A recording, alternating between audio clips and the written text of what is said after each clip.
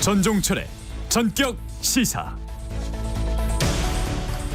안녕하세요. 전종철의 전격시사 진행을 맡은 전종철 기자입니다. 총선을 2주 앞두고 여야의 공약 경쟁도 가열되고 있습니다. 한동훈 국민의힘 비상대책위원장은 저출생 지원 정책의 소득 기준을 폐지하겠다고 약속했고, 이재명 민주당 대표는 부울경 메가시티를 부활시키겠다고 밝혔습니다. 한덕수 국무총리는 오늘 의료계 주요 관계자들을 만나서 소통에 나섭니다. 정부가 농축산물 가격 안정자금을 집중 투입하면서 사과와 대파 등 주요 농산물 가격이 하락세를 보였습니다. 축구 대표팀이 오늘 태국과 2026 북중미 월드컵 2차 예선 원정 경기를 치릅니다. KBS ETV는 오늘 밤 8시 55분 태국전을 생중계합니다. 오늘 방송에선 경기 하남갑 국민의힘 이용 후보, 그리고 서울 동작을 민주당 류사명 후보와 함께 총선 관련 현안 짚어봅니다. 또 이혼 과정 중에 폭로전이 어떤 법적 문제를 야기할 수 있는지 이고은 변호사에게 듣고, 러시아 공연장 테러 참사의 외교적 파장을 박노벽 전 러시아 대사와 함께 알아봅니다. 3월 26일 화요일 전종철의 전격시사 출발합니다. 전종철의 전격시사는 유튜브로도 실시간 방송합니다. 문자 참여는 짧은 문자 50원, 긴 문자 100원이 드는 샵9730, 콩 어플은 무료입니다. KBS 1라디오 채널에는 정치, 경제, 사회, 문화 등 다양한 명품 콘텐츠가 있습니다. 구독과 좋아요, 댓글 많이 부탁드립니다.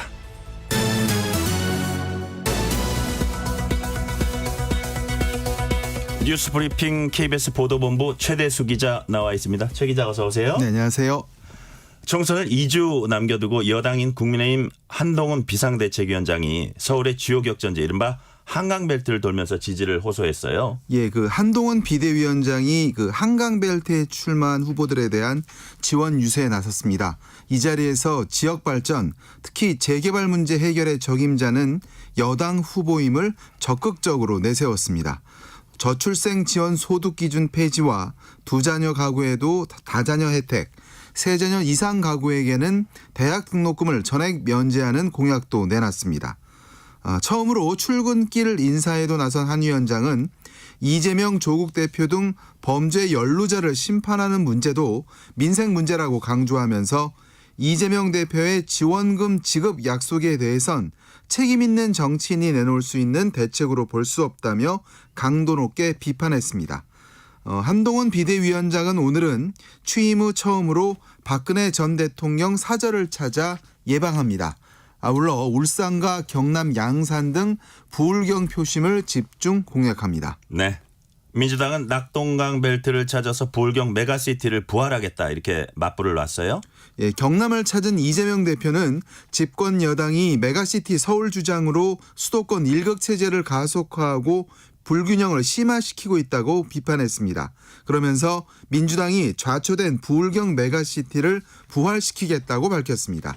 이 대표는 또 2030년 KTX 남부내륙 고속철도 개통으로 교통을 개선하고 경남을 우주항공산업의 중심으로 거듭나도록 하겠다고 약속했습니다. 고물가 공세도 이어갔습니다. 윤석열 대통령의 대파 875원 발언을 또 거론하면서 정권 심판을 거듭 강조했습니다. 자신이 공약한 민생회복 지원금이 물가 상승을 부추긴다는 비판에 대해선 긍정적 효과가 더 크다며 반박했습니다. 한 사람당 25만 원씩 총 재원이 13조 원 수준인데 물가 상승 속도와 서민 소상공인의 매출 증대 효과 등을 종합적으로 봐야 한다는 겁니다. 재판까지 불출석하면서 선거 유세 지원을 위해서 전국을 돌던 이 대표는 오늘은 서울에서 출근길 인사를 한 뒤 대장동 재판에 출석합니다. 네, 한덕수 국무총리가 오늘 의료계 주요 관계자들을 만날 예정입니다. 그런데 의대 교수들은 대화를 위해선 증원 철회가 전제돼야 한다 이런 입장이네요. 네, 그 정부와 여당이 전공의들의 면허 정지 처분을 두고 유연한 처리 방안을 모색하면서 오늘부터 예정됐던 처분이 사실상 보류됐습니다. 조규영 보건복지부 장관은 의료 현장을 이탈한 전공의의 행정처분에 대한 유연한 처리 방안을 당과 협의해 나가겠다고 밝혔습니다. 정부 관계자는 KBS와의 통화에서 여당과 유연한 처리 방안에 대한 구체적 논의를 해야 할 것이라면서 그 전까지는 처분이 유예될 수 있다고 밝혔습니다. 한덕수 국무총리는 오늘 오후 서울대 의대에서 의료계 주요 관계자들을 만나 현안을 논의할 예정입니다. 다만 정부는 대화와 의대 지원은 별개라는 입장을 고수하고 있습니다. 네. 전국의대 교수협의회는 2,000명 증원은 의대 교육 현실을 고려하지 않은 것이라며 증원 철회 없이는 대화에 나설 수 없다면서도 백지화가 영명의라고는 생각하지 않는다고 말했습니다. 그렇군요. 검찰이 뇌물 혐의를 받는 전준경 전 민주연구원 부원장에 대해서 구속영장을 청구했습니다. 무슨 대가로 뇌물을 받았다는 겁니까? 그 부동산 개발 관련 청탁 대가로 수억 원대 금품을 수수한 혐의를 받는 전준경 전 민주연구원 부원장에 대해 구속영장이 청구됐습니다. 서울중앙지검은 전 부원장에 대해 특정범죄 가중처벌법상 알선수재, 뇌물수수 혐의 등을 적용해 구속영장을 청구했다고 밝혔습니다. 검찰은 전 부원장이 2015년 7월부터 최근까지 백현동 개발업자로 알려진 정바울 아시아 디벨로퍼 대표 등 6개 업체로부터 권익위 민원 및 지자체 인허가 등 관련 청탁 알선 명목으로 7억 5천여만 원을 수수하고 고급 승용차를 받았다고 보고 있습니다. 전 부원장은 이 기간 국민권익위원회 비상임위원을 비롯해 경기도 내 지자체에서 여러 직책을 맡았고 2021년에는 민주연구원 부원장에 임명됐습니다. 전 부원장은 일부 금품 수수 사실은 인정하면서도 정당한 업무 대가라고 주장하고 있습니다. 이 자문료 성격이었을 뿐 직무를 이용해 민원을 해결해 주거나 공무원을 알선해 준 사실은 없다는 겁니다. 네. 푸틴 러시아 대통령이 이번 모스크바 테러를 이슬람 급진주의자들 소행이라면서도 그 배후에 우크라이나가 있다 이런 의혹을 또다시 제기했죠. 네, 그렇습니다. 푸틴 대통령은 현지 시각으로 25일 테러 대책 회의를 주재하면서 급진 이슬람주의자들 손에 의해 이 범죄가 저질러졌다는 것을 알고 있다고 말했습니다. 이어 누가 범죄를 저질렀는지는 알고 있지만 이제는 누가 그것을 명령했는지 알고 싶다며 테러 공격은 우크라이나 정권에 의한 러시아 공격의 일부였다고 주장했습니다. 그러면서 푸틴 대통령은 테러범들이 우크라이나로 도피하려고 한 이유를 알아야 한다고 강조했습니다. 한편 이 자리에서 수사위원장은 타지키스탄 국적의 핵심 피의자 4명이 법정에서 모두 유죄를 인정하고 지시자에 대해서도 자세히 증언했다고 밝혔습니다. 또 테러 공격 준비를 도운 혐의로 타지키스탄 출신 남정 3명을 추가로 구금했다고 밝혔습니다. 네. 막대한 재판 공탁금을 내지 못하겠다고 버텨서 자산 압류 위기까지 처했던 트럼프 전 대통령이 법원의 공탁금 삭감으로 일단 위기를 모면했다고요? 예, 그 트럼프 전 대통령은 대출을 늘려서 받기 위해 자산 가치를 부풀렸다는 사기 혐의로 1심에서 벌금형을 받았습니다. 이 항소를 위해 내야 할 공탁금만 4억 5천만 달러, 우리 돈 6천억 원인데요. 너무 큰 액수라며 깎아달라고 법원에 요구했습니다. 그런데 납부 시한 만료일에 항소 법원이 이 요구를 들어줬습니다. 당초 금액의 40% 수준인 1억 7천만 달러, 우리 돈 2,300억 원 정도로 깎아줬고 납부 시한도 열흘 더 미뤄졌습니다. 자산 압류를 준비하던 뉴욕주 검찰은 트럼프는 여전히 엄청난 사기에 대한 책임이 있다며 1심의 벌금 판결은 유효하다는 입장을 내놨습니다. 이런 상황에서 트럼프 전 대통령의 형사재판 중 하나인 이른바 성추문 입막음 사건은 다음 달 15일 첫 재판을 시작하기로 확정했습니다. 이 트럼프 전 대통령은 대선 직전인 2016년에 성인 영화 배우에게 입막음 용도로 우리 돈 1억 원이 넘는 돈을 건넨 혐의를 받고 있습니다. 네. 한때 하나에 5천 원을 넘겨서 금사과라는 말이 붙었던 사과값이 소폭 내렸다는데 이제 알고 보니까 물량이 늘어난 건 아니고 정부 지원금 덕에 하락한 거라죠? 네, 지난주부터 농축산물 가격 안정자금 1,500억 원을 지원하기 시작하면서 사과 소매 가격이 일주일 전보다 11% 떨어졌고 배는 14%, 토마토는 12% 내렸습니다. 애호박과 시금치, 대파 가격도 일주일 만에 10% 이상 하락했는데요. 도매가는 아직 고공행진 중이지만 소매 가격은 한풀 꺾인 모양새입니다. 사과를 비축하는 방안도 검토하고 있는데요. 정부는 농식품 가격이 안정되면 올 하반기엔 물가 상승률이 2% 초중반대로 안정될 것이라고 말했습니다. 네.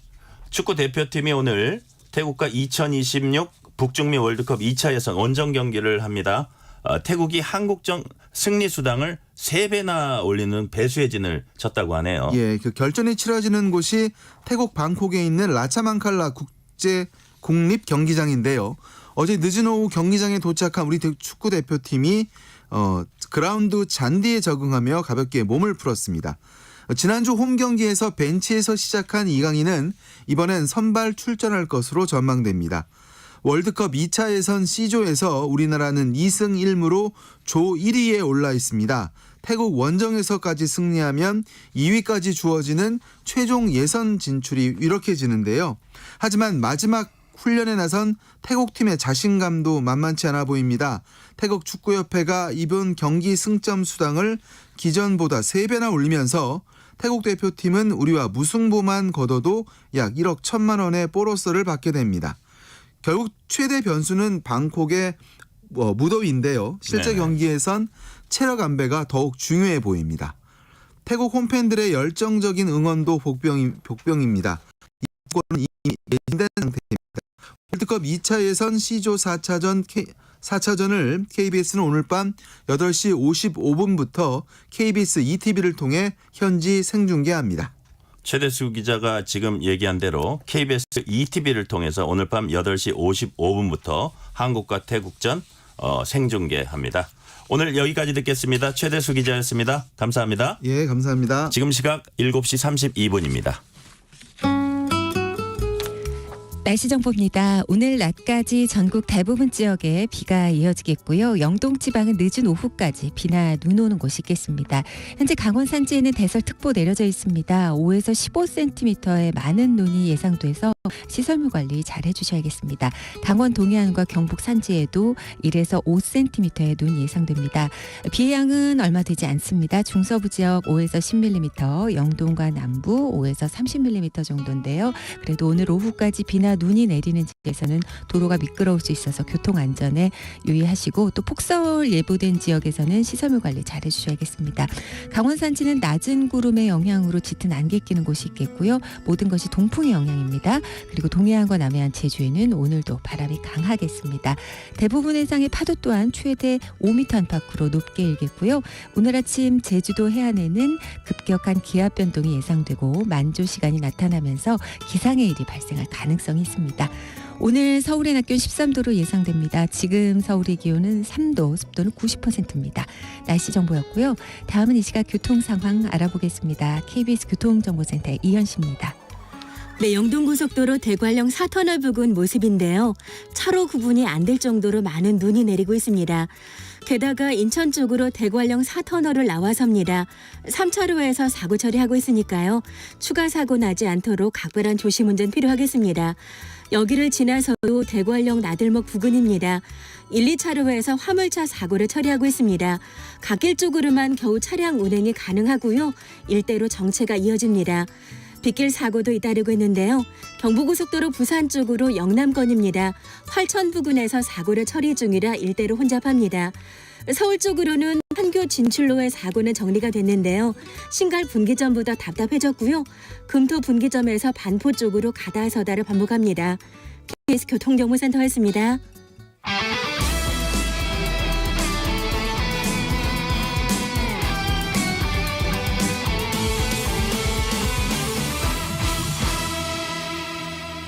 전종철의 전격 시사.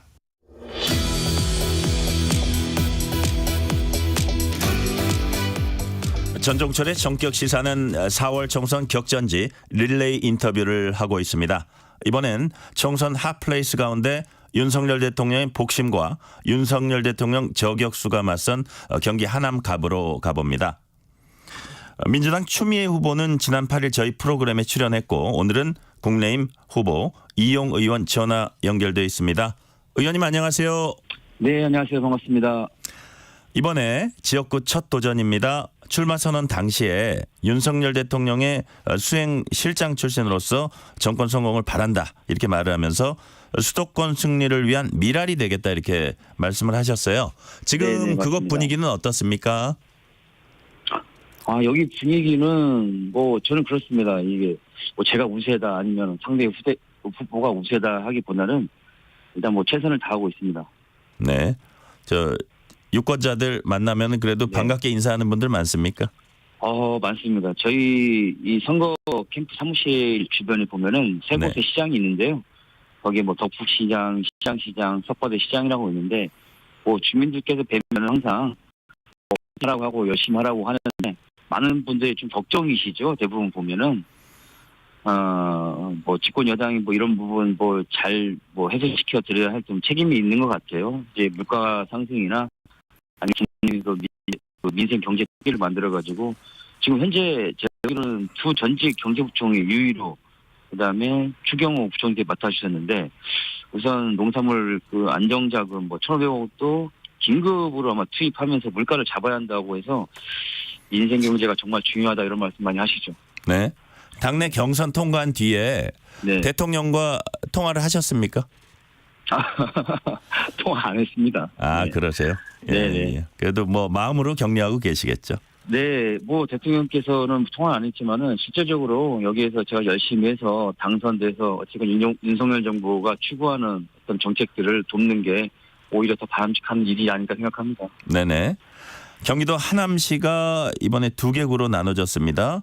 네. 하남 각과 을로요. 6번 선거 결과 살펴보면 보수와 진보가 각각 3번씩 이겼습니다. 네네. 전형적인 스윙보터 지역인데 이번에 누가 이길 것 같습니까? 이기는 건 뭐 제가 이기겠죠. 네. 네. 다만 이제 내용면에서도 좀 중요하다고 봅니다. 네. 저는 이렇게 생각합니다. 이 지역 민심은 어찌됐건 이 하남 시민 또 이제 하남 발전에 이제 집중을 하는 게 가장 문제인 것 같아요. 네네. 근데 우리 추미애 후보님께서는 계속해서 얘기하시는 부분이 어떤 지역 민심이나 아니면은 지역 발전보다는 뭐 윤석열 정권에 대한 어떤 비판적인 그 얘기를 하다 보니까 모르겠습니다. 지역 민심이 좀 피곤해 보이지 않을까 생각합니다. 네. 그러니까 지역 민심은 지역 발전이나 어떤 생활의 나아짐 이런 거를 바란다 그런 말씀이시죠? 지금 그렇죠. 말씀하신. 네네. 네네. 하남 갑에서 맞서는 두 분의 경쟁 구도를 이제 흔히 이렇게 얘기 많이 합니다. 윤 대통령 호위무사 대 윤 대통령 저격수 혹은 친윤 대 반윤. 근데 자칫 이렇게 막 공식화하다 보면 뭐 호위무사로만 사람들이 생각할 수 있는데 네네. 나는 이용이란 사람은 알고 보면 이런 역량을 갖춘 후보다라고 네. 뭐 본인 소개를 짧게 좀 해주세요.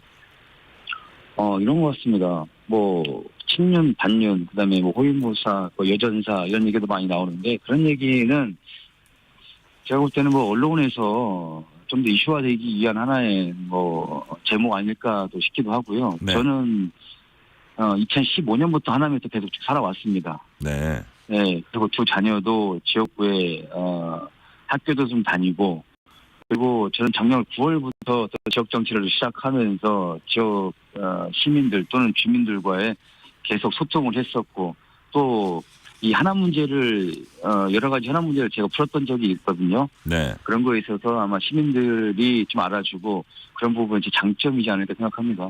맞상대 추미애 후보를 한마디로 딱 평가하시면 어떤 분입니까?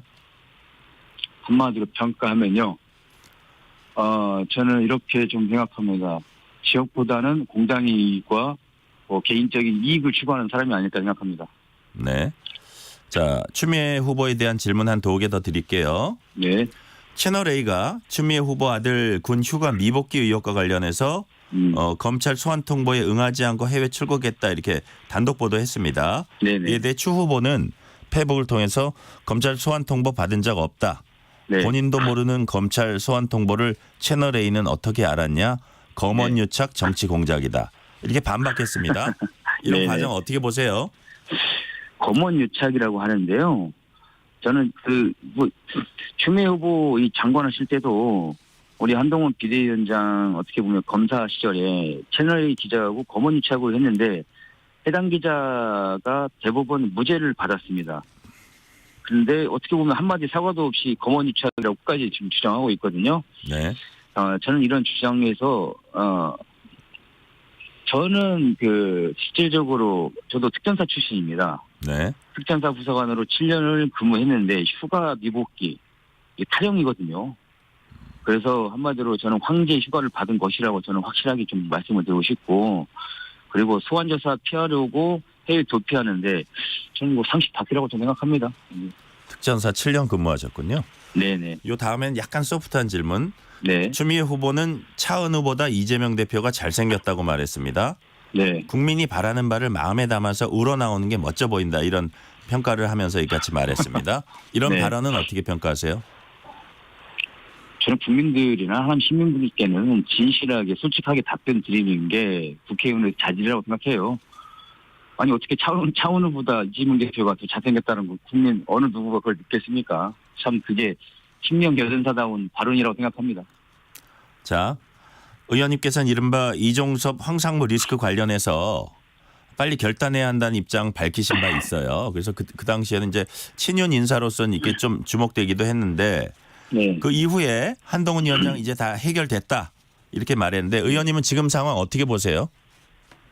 저도 그런 부분에서는 어느 정도 조금 해결이 좀 된 것 같고요. 네. 그리고 지역 민심도 제가 볼 때는 약간은 주춤할 수 있겠죠. 하지만은 지역 정치인은 어찌됐건 어떤 이슈에 좀 연연하지 않고 지역 주민들과 대화하고 소통하면은 그게 지지율이지 않을까라고 저는 판단됩니다. 네. 의대 지원 문제로 인한 의료 공백이 아주 큰 문제입니다. 네네. 한동훈 위원장은 여기에 대해서 대화 분위기 만들겠다며 구원투수 역할, 중재자 역할 자처하고 나섰어요. 네. 그러면서 새로운 시작점이 될 수 있다 자평인데, 제가 보기 상당히 어려운 지금 난제인데 이런 네. 부분에 대해서 동의를 하세요? 그러니까 한 위원장의 이제 그 시작점 될 수 있다, 뭔가 해결할 수 있다는 이런 부분에 네네. 대해서.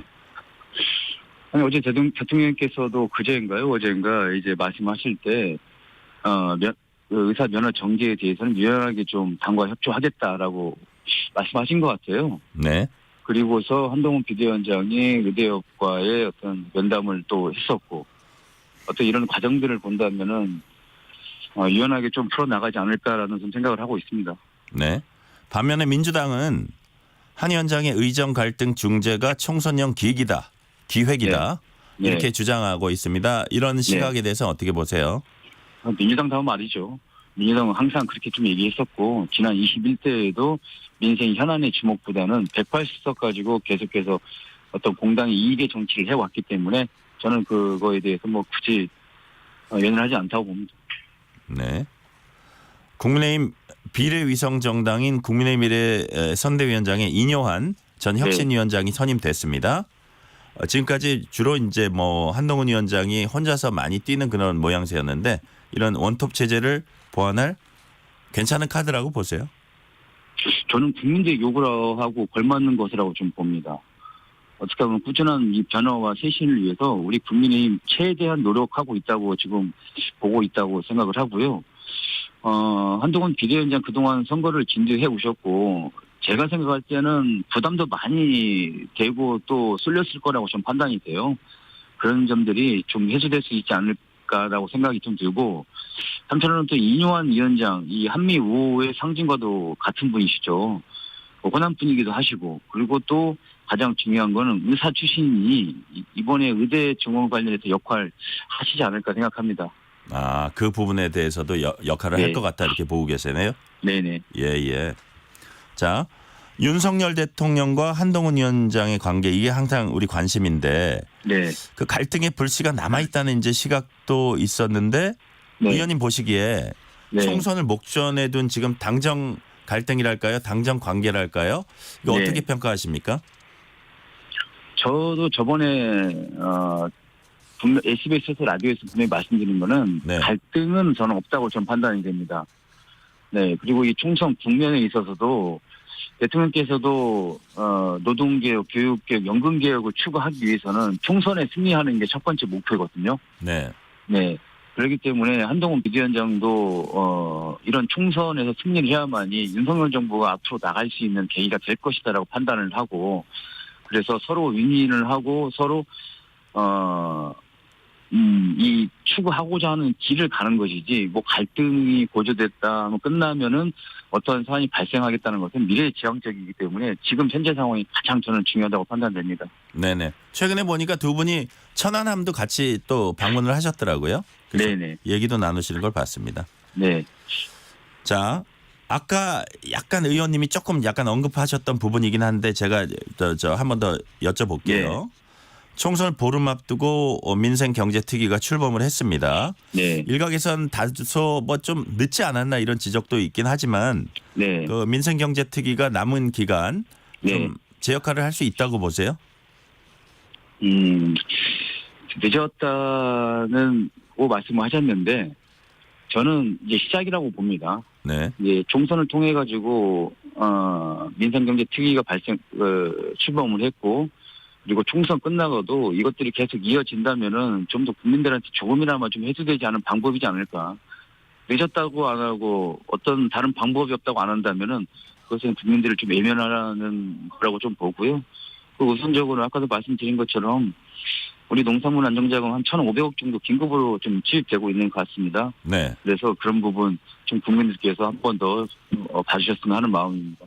가격이 안정되고 있는 흐름이다. 뭐 그런 말씀하시려고 그런 것 같아요. 네네. 국민의힘이 저출생 대응 공약을 발표했습니다. 세 자녀 이상 가구에 대해 모든 자녀의 대학 등록금을 전액 면제하고 이제 더더욱 중요한 게 저출생 대응 정책 지원 대상에서 소득 기준을 폐지하기로 한 거거든요. 네네. 재원 마련 차원에서 이게 별 문제가 없나요? 어떻게 되는 건가요? 재원 마련도 물론 중요할 수 있습니다. 중요할 수 있지만은 우리가 저출생 특위에 대해서도 어떠한 방법적으로 강구를 좀 해야 되는 입장이거든요. 네. 그렇기 때문에 실질적으로 우리가 너무나 이제 앞으로 나갈 수 없는 이 방법들을 항상 제시하는 것보다도 미래지향적인 어떤 얘기를 좀 추구하는 게 국민들한테도 좀 와닿지 않을까 생각합니다. 그래서 저는 적절한 좀 대응이라고 생각합니다. 네. 이재명 대표는 이 공약은 민주당이 얘기해온 것이라며 국민의힘이 이제 정신 차렸다.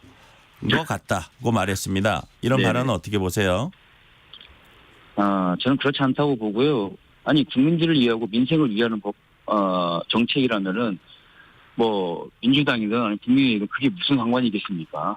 국민들을 위한 정치나 정책이라면 어느 누구도 저는 손발 다 걷고 나서야 된다고 저는 생각합니다. 네. 민주당은 민생회복지원금 25만 원을 전 국민에게 지급하자고 제안했습니다. 이 방안은 어떻게 평가하세요? 참 안타까운 얘기죠. 무조건 이거를 돈으로 해결할 수 있는 방법은 저는 아니라고 좀 봐요. 그렇기 때문에 25만 원 전체적으로 보면은 이게 한 13조 원 정도 될 것 같더라고요. 네. 그래서 이재명 대표가 항상 뭐 얘기하는 것은 좀 어려우면은 돈 준다고 하는데 돈은 뭐 싫어하는 사람이 좀 있겠습니까? 그런데 그 돈이 13조 원. 민주당 장비로 주는 게 아니지 않습니까? 우리 국민 세금으로 주는 건데 그런데 우리 세수 펑크난 것으로 민주당이 엄청 공격하다가 이제는 또 빚내서 돈 퍼주라고 한다. 이건 도대체 좀 말이 좀 안 되는 것 같고요. 그리고 이 사과 하나 어떤 10,000원이라면서 그렇게 물가를 가짜뉴스 선동했는데 이제 또 수십조 원을 돈 풀자고 한다면은 과연 이게 앞뒤가 맞지 않는 것 같고 물가 상승 측면에서요. 예. 그렇죠. 예. 또 경제 전문가들 이야기를 들어보면 인플레이션 등 돈을 풀면 지금 가까스로 어떻게 보면 좀 잡아놓은 물가가 더 폭등할 것이라고 얘기를 하는 부분도 있어요. 그러니 어떻게 보면 민주당이 집권하면 정말 망하겠다라는 또 생각이나 아니면 위기감이 좀 드는 부분이 좀 있습니다. 네. 이재명 대표는 또 이제 윤석열 정부의 외교 정책을 비판하는 과정에서 네. 왜 우리나라가 양안 관계에 끼어드냐 이런 취지로 얘기를 하면서 네. 최근에 쉐쉐 발언이라는 게 있었습니다. 네. 중국에도 쉐쉐, 대만에도 네. 쉐쉐.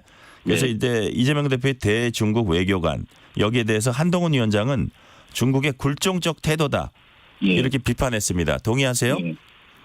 저 동의하죠. 불정적 태도죠. 쉐쉐만 하라는 자체가 어떤 공당의 대표로서 할 말은 좀 아닌 것 같고요. 그리고 한동훈 비대위원장이 또 이런 좀 얘기를 했더라고요. 해외에서도 우리나라의 어떤 인권이나 투표권에 대해서 인정을 해준다면 우리도 충분히 그거에 대해서 인정을 해주겠다. 뭐 그런 얘기를 또 했었는데 저는 전체적으로 한동훈 비대위원장의 말이 좀 공감합니다.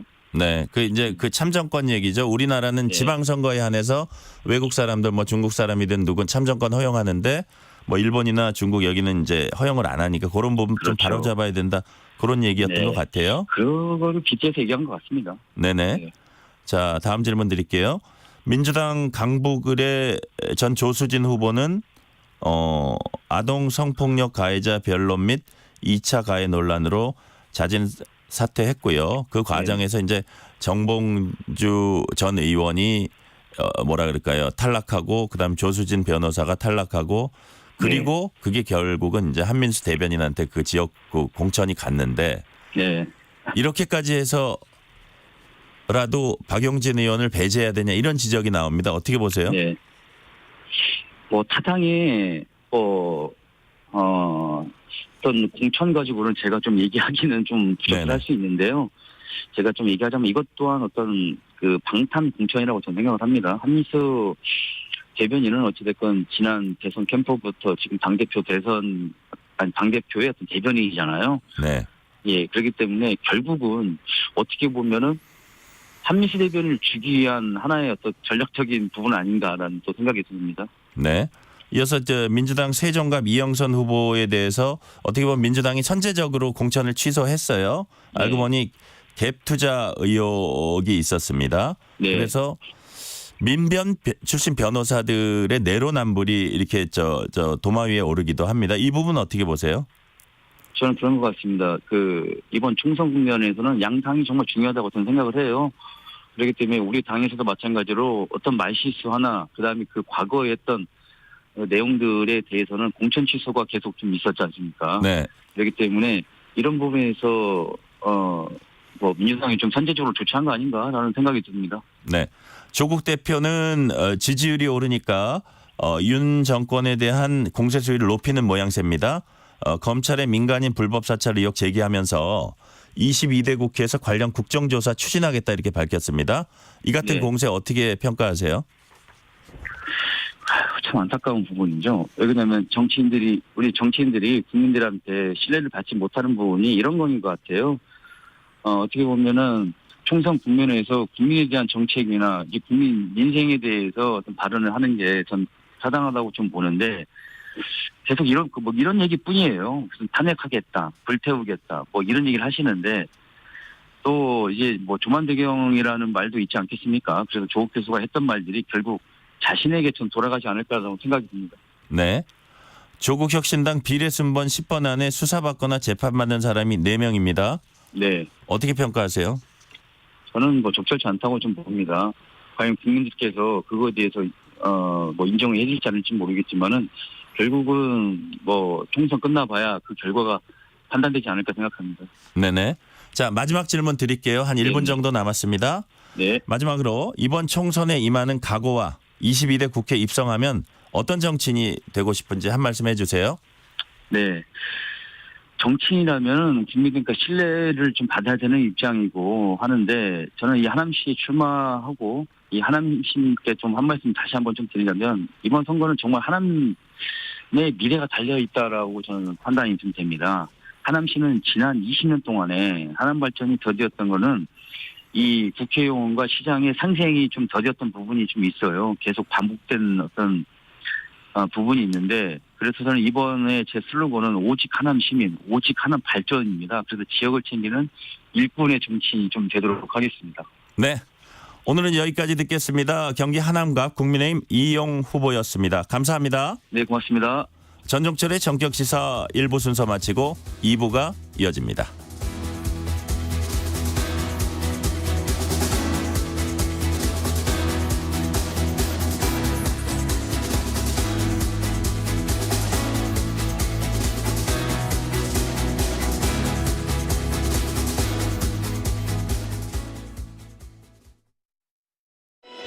안녕하세요. 배우 신혜라입니다.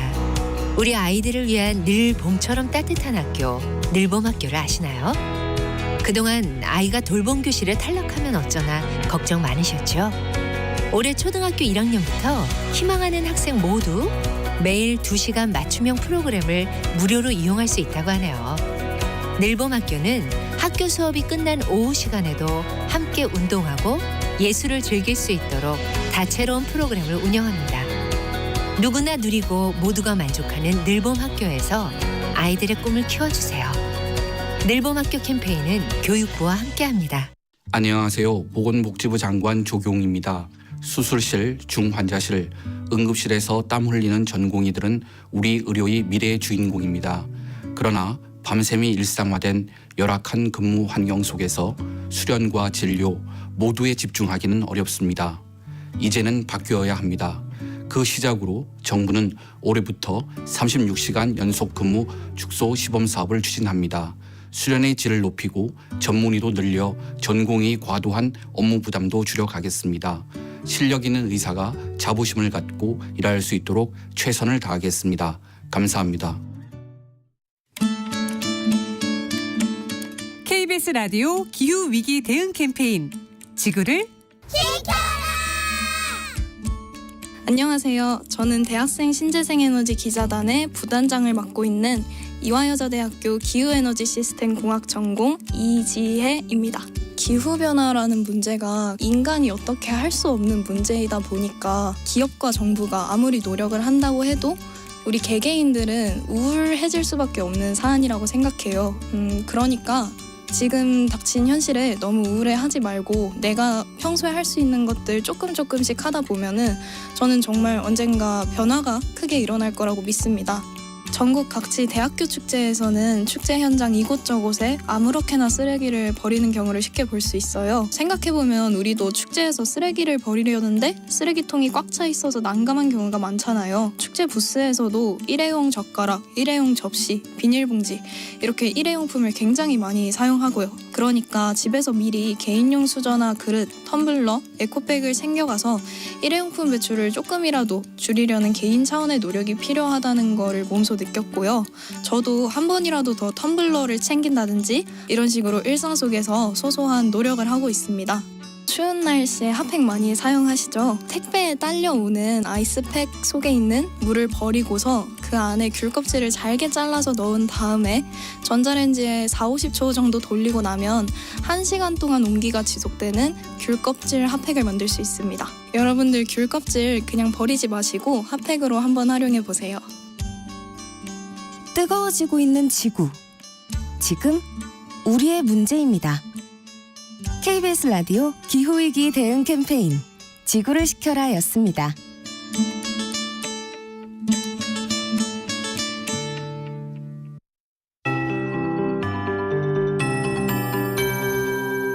KBS 58분 날씨.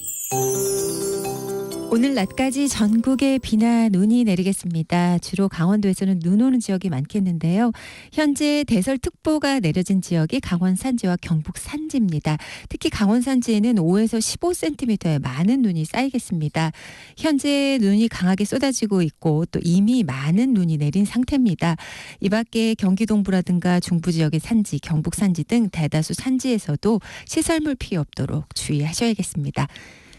대부분 지역 비의 양은 얼마 되지 않을 걸로 보입니다. 중서부 지방 5에서 10mm, 영동과 남부 5에서 30mm 정도 오겠습니다. 우산 준비하시는 게 좋겠고 길이 미끄러우니까 교통안전에 유의하셔야겠습니다. 경상권 해안과 남해안, 제주에는 바람이 매우 강하게 불겠습니다. 대부분 해상의 파도 또한 2에서 4m, 특히 동해 남부 먼바다나 남해 동부 먼바다 등 남쪽 먼바다에는 최대 5m까지도 일겠습니다. 또 오늘과 내일에 걸쳐서 강원 동해안과 경상권 해안, 제주 해안은 너울성 파도가 높겠고요. 또 달의 인력에 의해서 바닷물 높이가 높은 기간에 들어갑니다. 안전사고에 유의하셔야겠습니다. 오늘 낮 최고 기온은 서울 13도 등 7도에서 15도 분포가 되겠고 아침 기온이 어제보다 8, 9도 정도 떨어진 곳이 많습니다. 따뜻하게 입으시는 게 좋겠습니다. 지금 서울의 기온은 3.5도입니다. 강혜종입니다.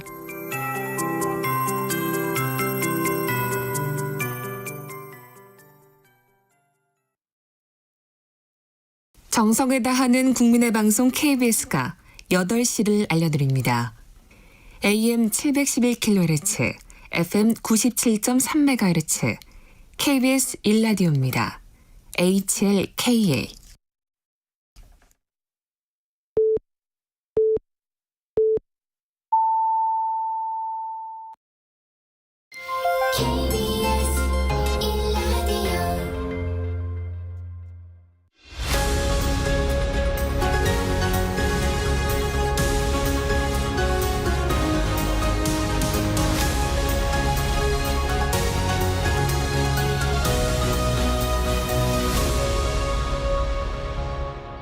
전종철의 전격 시사.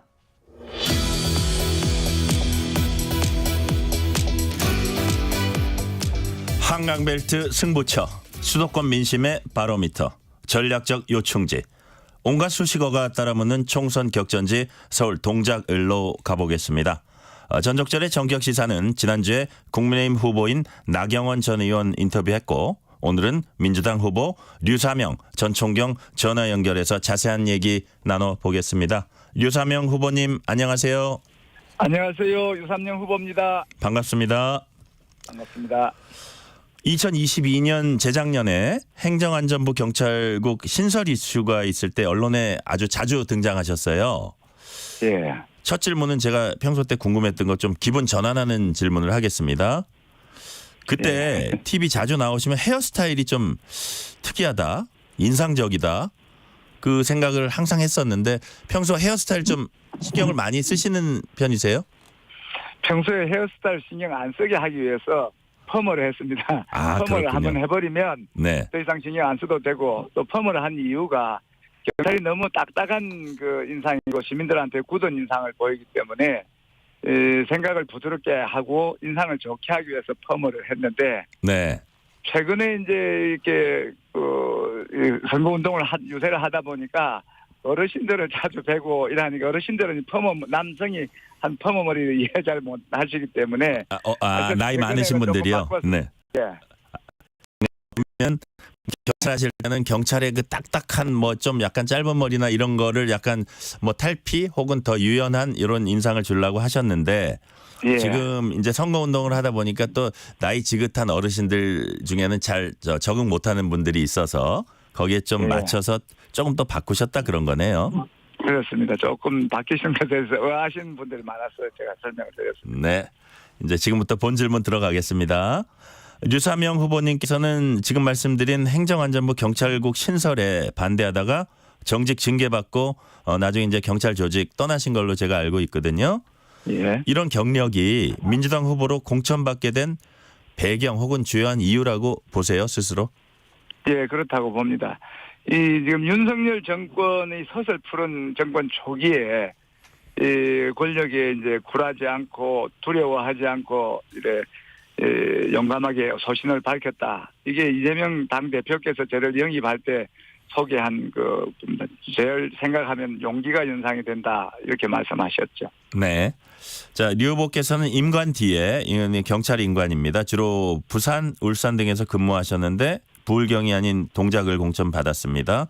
더구나 동작을에는 이른바 민주당 여전사로 불리는 분들이 이제 오지 않을까 하는 예상이 당초에 좀 있었어요. 근데 결국 당에서 류 총경님을 공천을 했습니다. 왜 동작을에 공천했을까요? 동작을은 방금 말씀하신 대로 여러 가지 상징성이 있는 것이고 네. 또 상대 후보도 상징성이 있죠. 이번 윤석열 정권의 탄생에 책임이 있는, 그래서 당 중진이시고 그런 분하고 대결해서 이김으로써 국민의 뜻이 정권 심판에 있음을 명확히 알리기 위해서 부산이 아닌 동작을에 수도권 중에서도 가장 첨예하게 지금 관심이 있는 그런 지역에 출마를 하게 된 것입니다. 그 관련해서 이제 잘 아시는 내용일 테니까 여쭤볼게요. 경찰국은 2022년 8월에 신설됐습니다. 본래 신설 취지가 경찰청에 대한 인사권 및 승인이 필요한 중요 정책 상관장인데 현재 경찰국 역할 어떻게 평가하세요? 지금 경찰국은 정권에 완전히 장악이 되고 장악된 경찰국의 고위 경찰에 대한 인사권 때문에 경찰이 이제 경찰국을 통해서 정권에 완전히 장악이 되니까 경찰이 정치적 중립을 지켜야 됨에도 불구하고 여러 가지 사건에서 이제 경찰의 정치적인 중립을 의심할 만한 그런 일들이 몇 개씩 생기고 있죠. 그 대표적인 게 이태원 참사 때 우리 경찰의 관심이 그동안 국민의 안전이었고 잘하던 그 이태원 할로윈 축제를 이렇게 정권과 관련된 그런 집회 시위에 올인함으로써 지금 이태원 할로윈데이 축제에 혼잡 경비를 원해서 그런 많은 사람이 있는데 그게 경찰국을 통해서 인사권을 장악했기 때문에 경찰이 정권에 지나치게 코드 맞추다가 일어난 일일 수도 있다 이런 생각을 하고 이재명 당대표 테러 피습 사건을 수사하고 공표하는 과정에서 보시다시피 이 정치적으로 편향된 한쪽으로 기울어진 그런 모습을 보이기 때문에 경찰이 지금 경찰국을 통해서 정치적인 중립이 침해 훼손되고 있다 이렇게 말씀드립니다. 상대방 나경원 후보는 국민의힘의 대표적인 중진 정치인입니다. 나경원 후보보다 이제 공천 늦게 받고 주민 친밀도나 인지도도 아무래도 이제 떨어질 텐데요. 이 부분은 어떻게 극복하고 계십니까? 예, 그래서 그 지지율이라 하는 것은 인지가 선행이 되고 인지해서 호감이 있으면 지지를 하는데 상대에 비해서 저는 인지 자체가 낮기 때문에 지지율이 조금 부진했을 수 있다 이런 생각을 해서 최대한 여러 가지 방법 매체를 통해서 저를 알리고자 합니다. 네. 조선일보 TV조선이 K스탯 리서치에 의뢰해서 지난 22일부터 24일 사이에 서울 동작을 만 18세 이상 남녀 500명 대상으로 휴대전화 면접 방식 여론조사 실시한 결과 류사명 34%, 나경원 44%로 나타났습니다. 자세한 내용은 중앙선거 여론조사심의 참조하시면 됩니다. 그런데 일주일 전 조사에서는 초박빙으로 나왔습니다. 리서치뷰가 KBC 광주방송 UPI 뉴스 의뢰로 지난 16일부터 17일 사이 500명 대상으로 자동응답 방식으로 조사한 결과 나경원 46.3%, 류사명 45.9% 기록했습니다. 자세한 내용은 중앙선거 여론조사심의 홈페이지 참조하시면 됩니다. 여기에 대해서 이제 그 방금 제가 말씀드린 여론조사에 대해서 나경원 후보한테 물어봤더니 정권 심판론이 작동했지만 일시적 바람일 뿐 지역민들이 동작구를 위해서 누가 더 열심히 잘 일할 수 있을지 꼼꼼히 따져보실 거라고 믿습니다. 이렇게 이제 얘기를 했어요. 어떻게 보세요? 네.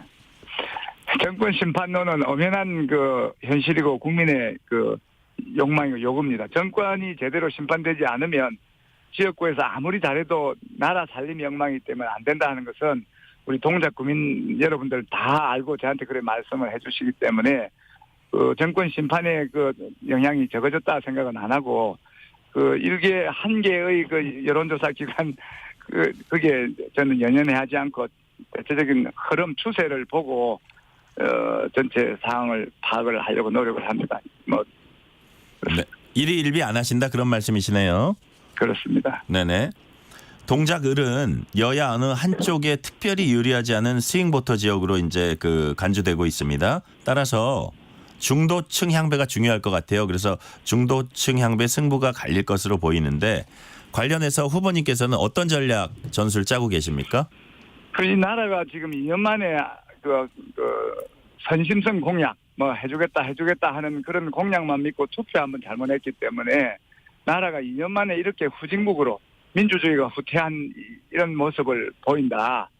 이번에 그 제대로 투표하지 않으면 저들은 잘했다고 생각하고 앞으로 남은 3년이 더 힘들 것이니까 지금도 계속 그 제공되는 그런 선심성 공약에 현혹되지 말고 왜 우리나라가 그 지금 이렇게 국민 살기가 어렵고 나라가 위태로운지를 잘 아시고 앞으로를 잘 생각하셔서 현명한 판단을 해주시리라 이렇게 믿는다는 그런 메시지를 전하고 싶습니다. 네. 류 후보님은 경찰 출신인 점을 이제 강조하면서 1호 공약으로 안전 동작을 만들겠다 이렇게 밝혔습니다. 지역민들이 가장 중요시하는 게 지역의 치안이라고 보시는 건가요?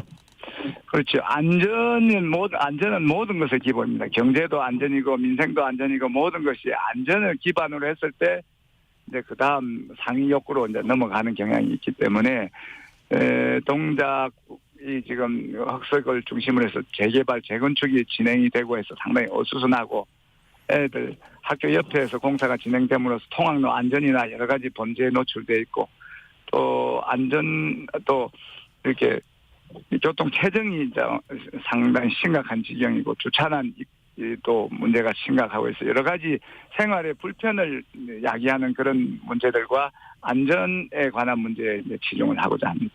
네. 나경원 후보를 성적으로 비하하는 홍보물이 인터넷에 유포됐습니다.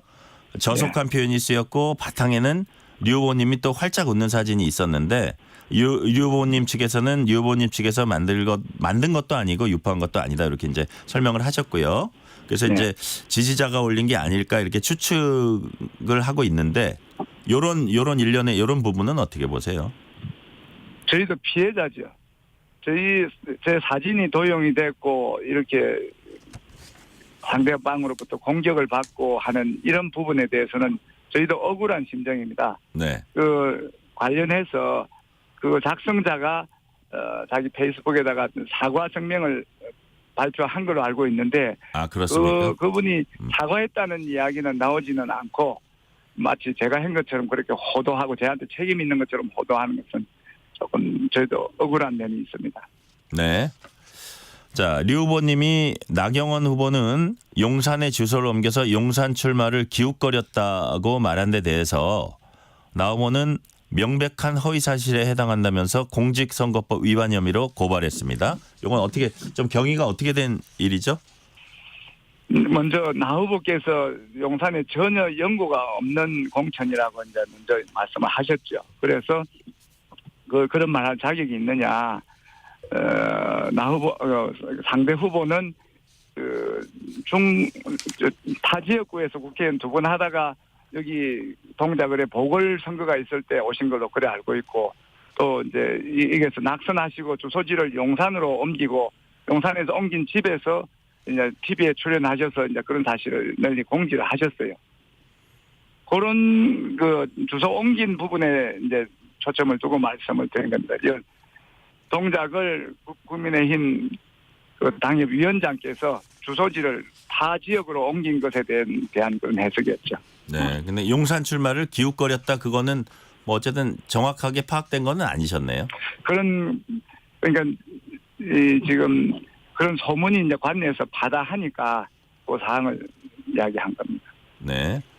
자, 이번 주부터 미복귀 전공의들의 면허 정지 처분을 시작하겠다는 정부가 한 발 일단은 물러섰습니다. 한동훈 국민의힘 비대위원장이 유연한 처리 방안을 찾아달라는 요청을 했고 윤석열 대통령이 받아들였다고 합니다. 한 위원장이 의료 사태 중재에 나선 것 이거는 어떻게 평가하세요? 그거는 그 이전부터 그 당 대표께서도 이야기를 했고 지금 무리하게 2,000명을 정원시키는 것처럼 밀어붙이다가 극적으로 누군가 중재를 하고 그 중재에 의해서 문제 해결되는 그런 연출을 할 것이다 하는 이야기를 이미 이야기를 통해서 하셨죠. 네. 그런 상황에서 나온 중재고 또 그 중재가 이번 그 의사들과 정부의 지금 이 전공의 문제 이거는 핵심 본질은 이 의대 정원이 합리적이냐 타당성 있냐 이게 대한 논의지 전공의를 뭐 면허를 박탈하는 문제를 봐주고 안 봐주고 하는 거는 이거는 핵심은 아닌 거죠. 네. 이 지금 의사들한테 해서 의사들을 설득을 할 핵심은 의대 정원을 합리적으로 이렇게 조정하겠다는 그런 취지여야 되는데 다만 그걸 부수적인 일에 대한 선처를 요구하는 것으로 그게 문제가 해결되었다고 생각하지는 않습니다. 네. 이재명 민주당 대표는 이영선 새정갑 후보 공천 취소는 자신의 결단이다 이런 걸 이제 강조도 하셨고요. 아무래도 이제 총선판에 미치는 영향을 우려했을 그런 측면도 있는 것 같은데 한편으론 공천 과정의 검증이 왜 이렇게 부실했나 이런 얘기도 나오고 있어요. 이 부분은 어떻게 보세요? 예, 그런 사실을 본인이 밝히지 않은 사실에 대해서 당에서 여러 가지 방법으로 검증을 했었으면 이런 일이 없었을 텐데 그런 부분에 대해서는 아쉬움이 있습니다. 네. 자, 방금 말씀드린 이영선 후보가 갭투자 의혹으로 갭투기라 그러죠. 의혹으로 공천 취소되기 바로 전에는 아동 성폭행 가해자 변론 및 2차 가해 논란으로 조수진 변호사가 사퇴했죠. 예. 그 사실 보면 박용진 의원 입장에서 보면 정봉주 그다음에 조수진 거쳐서 한민수까지 여튼 그 오랫동안 거기를 지킨 본인은 뭔가 하고 또 다른 사람들도 과연 저렇게까지 해서 박용진한테 공천이 안 가야 되나 이런 지적을 하시는 분들이 있어요. 후보님께서는 어떻게 보세요? 저는 지금 정치 초년생으로서 제 선거도 지금 정신이 없는데 그런 사안에 대해서 제가 개별적으로 이제 정보도 없고 해서 말씀드리기가 좀 곤란합니다. 네. 그럼 이제 당 대표에 관한 거는 몇 가지 더 여쭤볼게요. 네.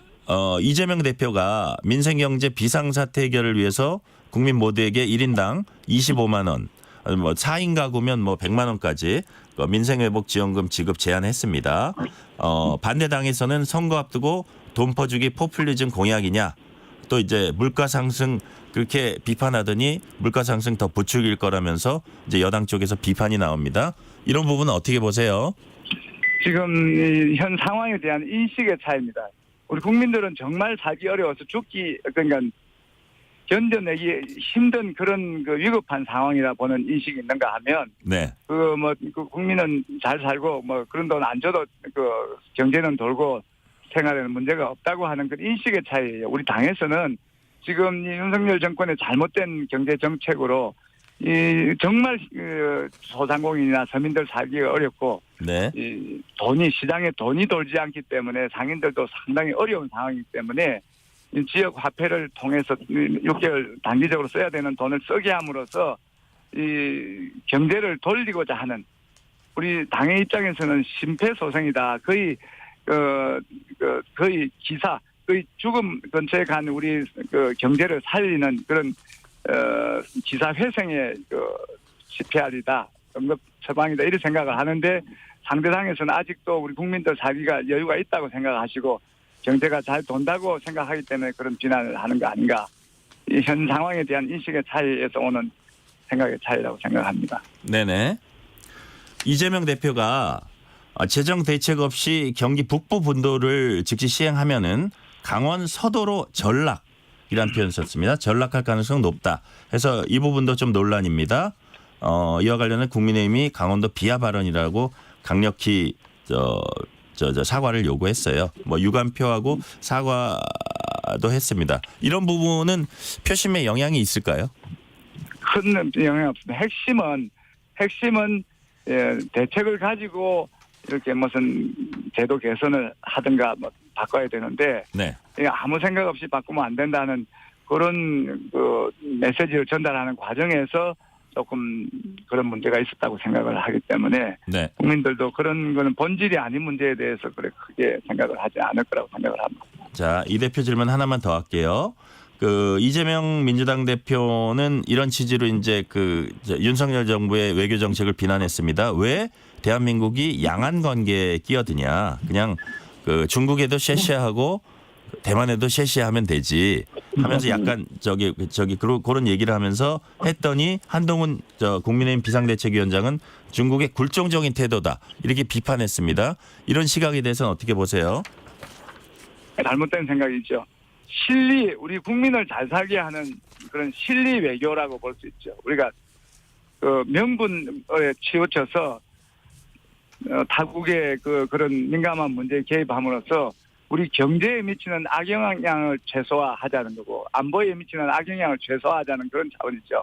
우리가 중국 문제에 개입을 해서 우리 국민의 그 경제 활동이 수출이 길이 막히고 여러 가지 문제가 생기는, 지금 이 경기가 안 좋은 이유 중에 하나가 중국을 적대시하고 중국에서 우리를 외면하게 만들기 때문에 중국과의 경제 소통이 원활치 않기 때문에 생기는 문제이기 때문에 대표께서는 그런 점을 지적하신 거예요. 쓸데없이 중국을 자극을 해서 우리 국민 생활을 어렵게 하는 일이 있으면 안 된다는 취지로 알고 있습니다. 네.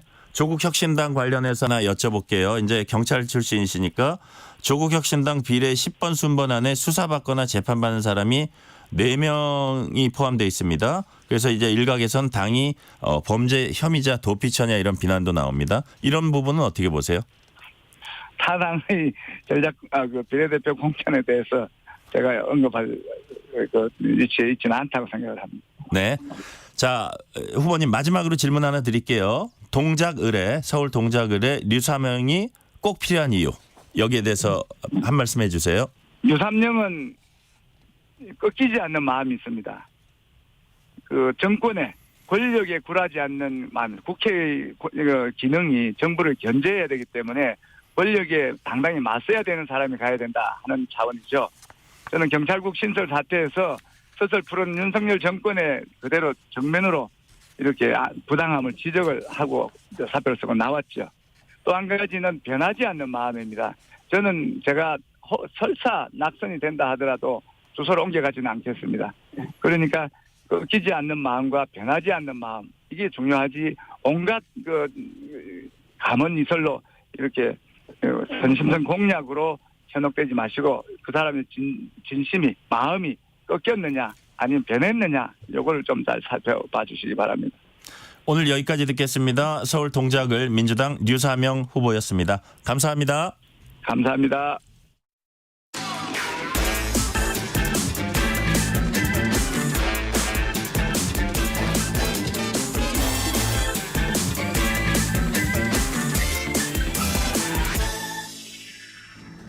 의정 갈등 속 대화 시도 한국경제신문 최영창 기자와 알아봅니다. 최 기자 어서 오세요. 네, 안녕하세요.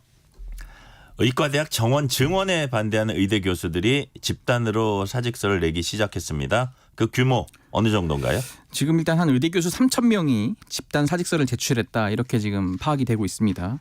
전국 의과대학 교수협의회 이제 줄여서 전의교협이라고 하는데요. 네. 40개 의대 중에 39개의 학교가 참여를 하고 있는 단체입니다.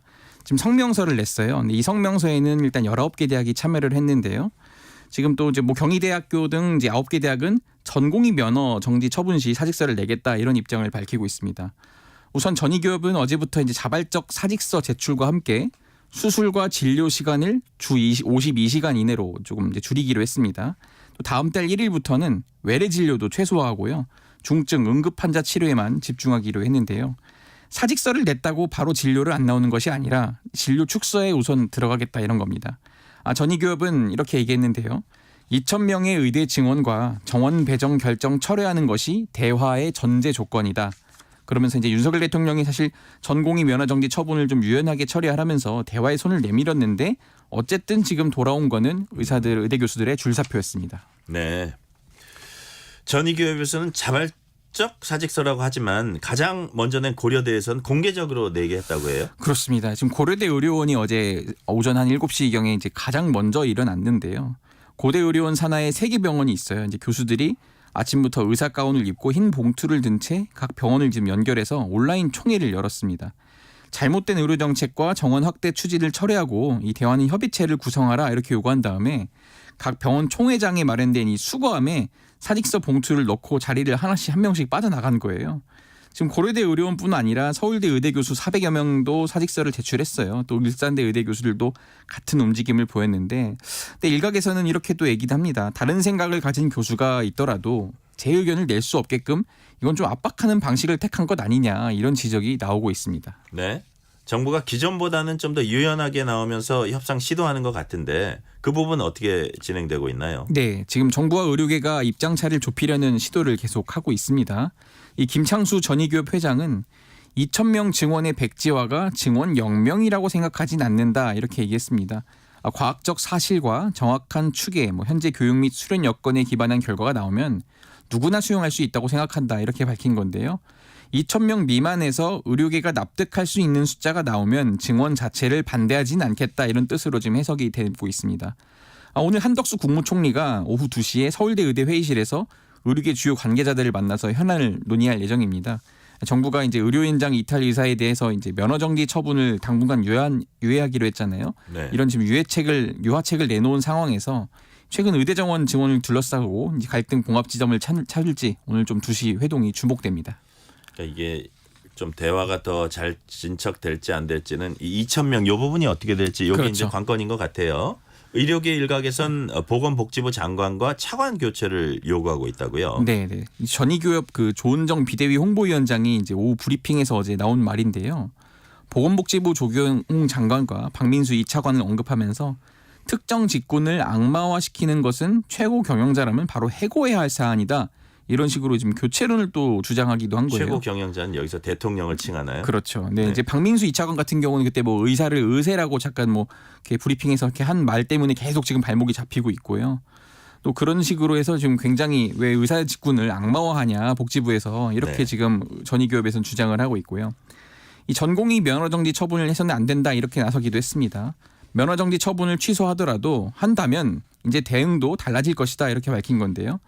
지금 그 의대 교수들이 사직을 한 이유가 너무 힘들어서다. 외래 진료를 축소하기로 한 것도 그 때문인 거다. 그러니까 전공의가 돌아와야 이 진료 축소를 벌일 수 있다. 이제 조만간 돌아가시는 분도 나올 것이다. 이렇게 지적을 했습니다. 네.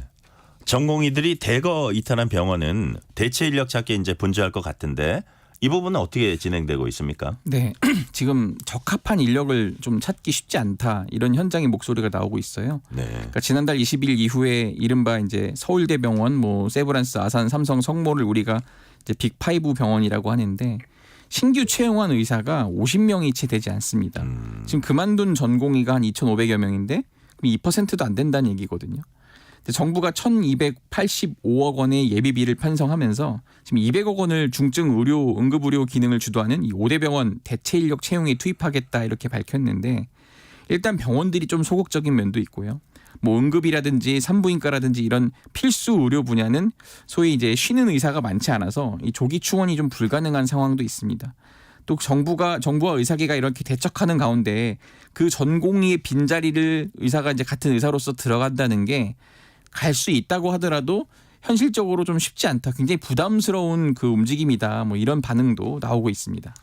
그러니까 이 와중에 대형 병원에서 치료받으려는 환자와 그 가족들의 속은 타들어가고 있다고 합니다. 환자 단체가 어제 각종 피해 사례를 공개를 했어요. 맞습니다. 지금 한국 백혈병 환우회 등 이제 9개 환자 단체가 함께하는 환자 단체 연합회라고 있어요. 지금 여러 사례를 공개했습니다. 한 사례를 하나 소개해드리면요.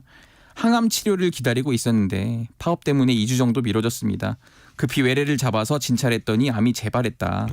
암세포를 녹이는 항암 치료를 2달 더 받아야 한다고 하는데 조금 더 미리 검사를 받았으면 재발까지는 안 됐을 텐데 의사들이 원망스럽고 너무 힘듭니다라고 이렇게 소개를 한 거예요. 네. 그러니까 연합회는 지난 2월 26일부터 3월 20일까지 9개 소속 환자단체 회원을 대상으로 이 환자 불편, 뭐 피해 사례 모니터링을 실시했는데요. 31명의 환자가 진료 연기와 취소로 인해 지금 불편함을 겪고 있다 이렇게 밝혔습니다. 뭐 흉부에 찬 물을 제거하기 위해서 관을 삽입해야 하는데 처치를 담당할 전공의가 없어서 약물 치료하고 있다 이런 한 폐렴 환자의 사례도 지금 접수가 되고 있습니다. 네. 경찰은 의사 집단 행동과 관련해서 수사 이제 속도를 내고 있다고 해요. 뒤에 경찰 수사 상황은 어떻게 되고 있습니까? 예. 어제 얘기인데 지금 서울경찰청 사이버범죄수사대가 온라인 의사 커뮤니티인 이 메디스태프 대표 김모 씨를 불러서 조사했습니다. 지난 8일 시민단체인 서민민생대책위원회가 정보통신망법 위반 및 명예훼손 등으로 이 기 대표를 고발한 데에 따른 것인데요. 이달 초에 이제 메디스태프에는 파업에 참여하지 않은 전공의들을 참 의사다 이런 식으로 조롱하는 글이 게시가 됐습니다. 이 게시물에는 전국 70여 개 이제 수련병원이라고 하죠. 전공의들이 있는 병원인데 참된 의사 그런 네, 뜻인가요? 그러니까 그 반어법을 쓴 거네요. 그렇죠. 반어법을 쓴 거죠. 네. 네, 지금 전공의들이 이제 전국 70여 개의 수련병원이 있는데 이 집단 사직에 불참한 전공의의 소속과 이런 그런 상세한 정보가 이 게시물에 지금 담겨 있었거든요. 네네. 그러니까 한마디로 이제 낙인 찍기를 한다는 거죠. 경찰이 또 전공의들의 이 집단 사직을 부추긴 혐의로 고발된 의협 전현직 간부에 대해서도 지금 조사를 확대하고 있는데요. 또 경찰은 온라인에 공중보건의 명단을 유출한 인물도 특정해서 지금 수사에 나서기로 했습니다. 그렇군요. 오늘은 여기까지 듣겠습니다. 최영창 기자였습니다. 감사합니다. 고맙습니다. 전정철의 전격시사 2부 순서 마치고 이어서 3부가 이어집니다.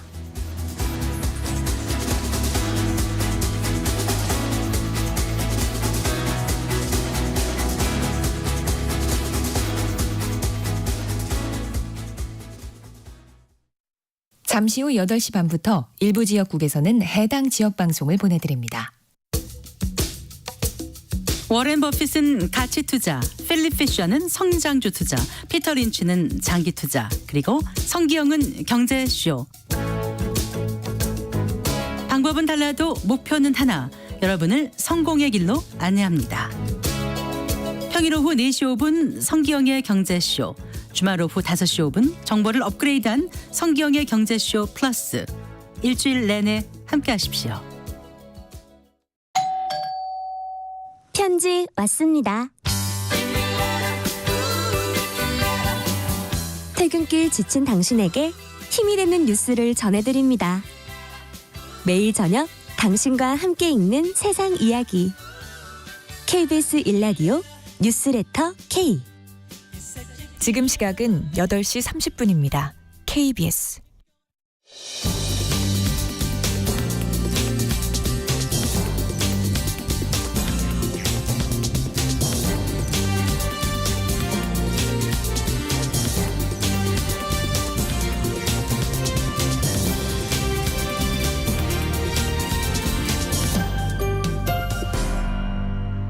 전종철의 전격 시사.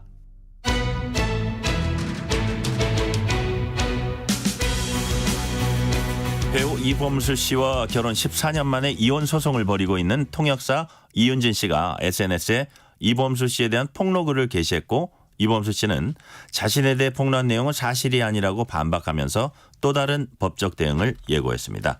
법학다식, 오늘은 이른바 이혼 소송 중 폭로전에 대한 법적 공방, 유명인과 일반인 무엇이 다른지, 또 어떤 것을 유의해야 하는지 짚어봅니다. 이고은 변호사 나와 계십니다. 변호사님 안녕하세요. 안녕하세요. 이고은 변호사입니다. 먼저 배우 이범수 씨와 이혼 소송 중인 통역사 이윤진 씨가 남편에게 이혼 귀책 사유가 있는 듯한 게시물을 올렸죠. 일련의 상황 간략하게 정리해 주세요. 네, 지금 사실은 이윤진 통역사 SNS가 정말 뜨거운 화제가 되고 있고 논란도 되고 있는데요.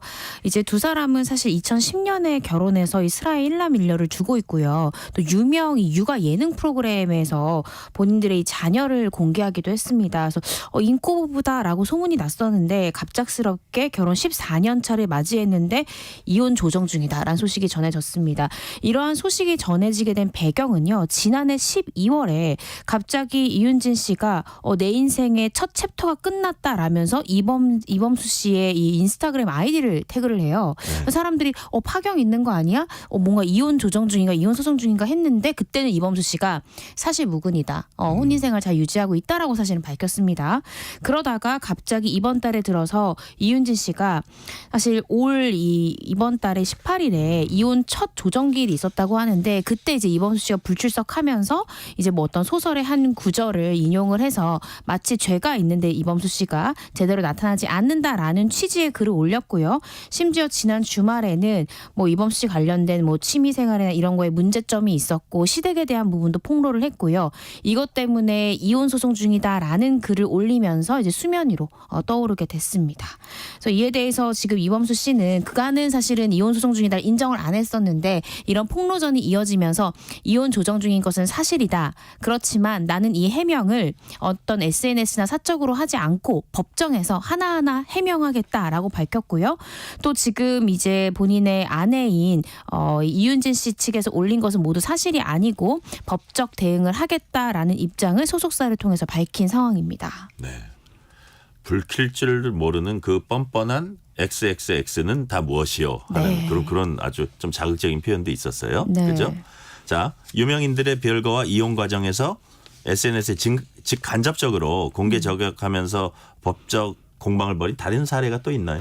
그러니까 예전에는 사실은 뭐 연예인이든 유명인이든 본인 이혼 소송 과정에서 이렇게 침묵하거나 잘 안 밝혔잖아요. 그렇죠. 뭐 예를 들어서 뭐 송혜교 씨 같은 경우에도 이혼 조정에 붙이고 어떠한 인터뷰도 하지 않았습니다. 근데 요즘의 유명인들의 이혼 과정은 SNS를 통해서 상대방을 저격하는 형태로 나타나서 좀 우려가 되고 있는데요. 가장 대표적인 예로 황정음 씨가 있을 것 같습니다. 본인의 남편인 사업가 이영돈 씨와의 이 이혼 소송 과정 중에서 이영돈 씨에게 귀책 사유가 있다는 듯이 본인의 SNS에 자신의 남편 얼굴 사진을 올렸고요. 그러면서 이 사진과 이 멘트가 굉장히 상반되게 올림으로써 뭐 나와 결혼해서 너무 바쁘게 재밌게 산 내 남편이다라든지 아니면 한 누리꾼이 돈 많은 남자 바람 피우는 거 이해 못할 거 만나지 말아야 된다라는 댓글을 달자 이에 대해서 굉장히 불쾌한 감정을 토로하면서 나도 바람 피는 사람인지 몰랐다라면서 한 번은 참았다라는 식으로 그의 외도가 내가 이제 이혼을 결심하게 된 사유를 암시하는 듯한 댓글을 달기도 했습니다. 실제로 이 배우 함정음 씨 이혼 소송 진행 중이라고 하고요. 소속사에서도 더 이상 혼인을 유지하긴 어렵다라는 취지로 이혼 소송 중인 사실을 인정하기도 했습니다. 돈은 내가 1000배 더 많다. 뭐 이런 얘기도 했더라고요. 이렇게 유명인들이 SNS 통해서 상대방을 이제 공개 저격하는 이유 주로 이제 파탄의 책임이 상대에게 있다는 걸 이제 알리는 게 주 목적일 텐데 그 외에 또 다른 어떤 이유도 있나요? 여러 가지가 있는 것 같습니다. 이번에 통역사 이윤진 씨 같은 경우에는 원래는 알리고 싶지 않았는데 그래서 제가 추측해 보기로는 이혼 조정기일에도 안 나와 또 협의 이혼에도 전혀 협의가 되지 않아 연락을 받지 않아 하다 보니까 이렇게 되면 이혼 소송을 가게 되면 이윤진 씨가 쓴 것처럼 2년 이상이 걸릴 수 있습니다. 이 시기가. 근데 아이가 어리고 하기 때문에 상대방 상대방을 어쨌든 테이블 위에 끌고 와야 소송을 하든 조정을 하든 하지 않습니까? 이 부분 때문에 부득이 절차를 진행을 시키고자 했던 것 같고요. 또 유책성을 드러내서 이 파탄의 책임이 상대방에게 있다를 강조하는 것이 기본적으로 이제 많이 사용하는 이유인 것 같습니다. 그 외에도 자녀 양육권으로 다툼이 치열한 경우에 또 이러한 저격성 발언하는 경우가 있는데요. 대표적으로 이 최종석 박지훈 아나운서 부부죠. 굉장히 인고 부부였는데 14년 만에 이혼 소식을 전했습니다.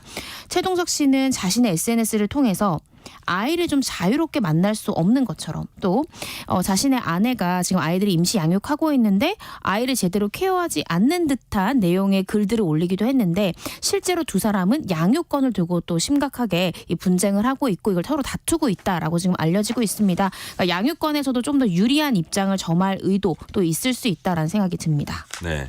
근데 사실 부부 사이에 일어난 일에 대해서 이렇게 SNS를 통해서 공개 저격하는 그 자체가 네. 법적으로 어떤 문제가 없는 건가요? 문제가 있습니다. 그러니까 제가 지금 우려되는 것이 마치 일반인들 입장에서는 아니 유명인들 아는 변호사도 많을 거고 변호사 통해 소송하는데 이런 행동을 했으니까 내가 해도 문제가 없겠지라고 생각하실까 봐 제가 그 부분이 제일 걱정되는데요.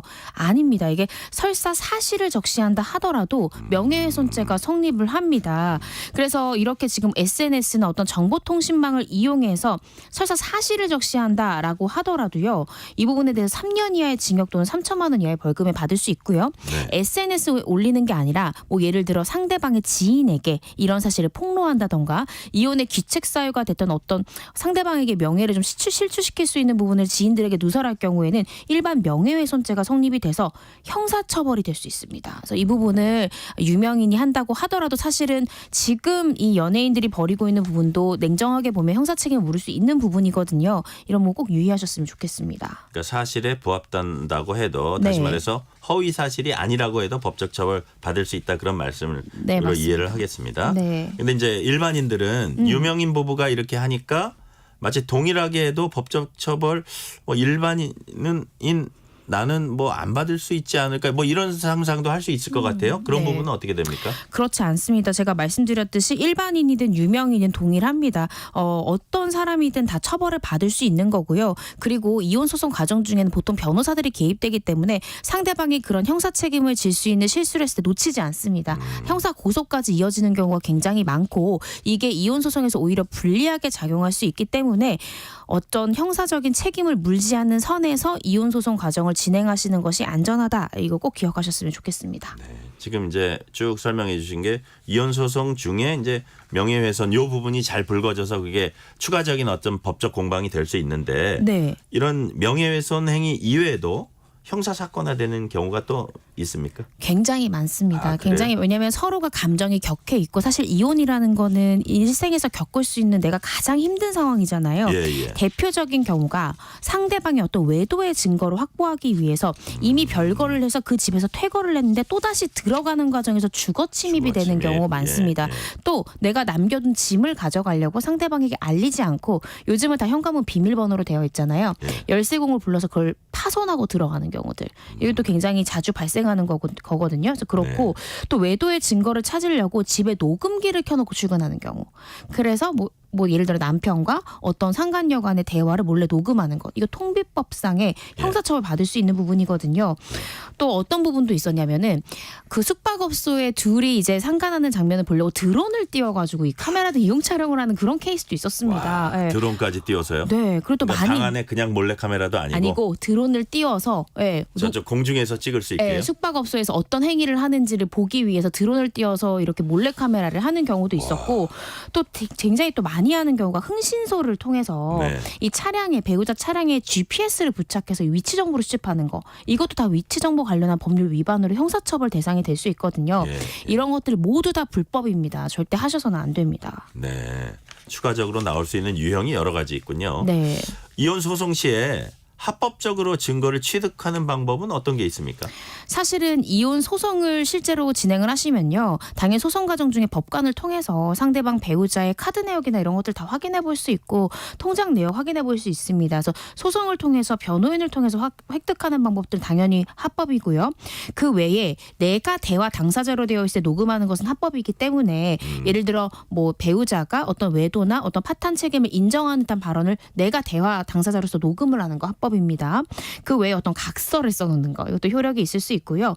또 굉장히 많이 녹음, 각서. 네. 그리고 또 굉장히 많이 이제 불륜의 증거를 확보하는 게 그 배우자 함께 타는 차의 블랙박스 영상.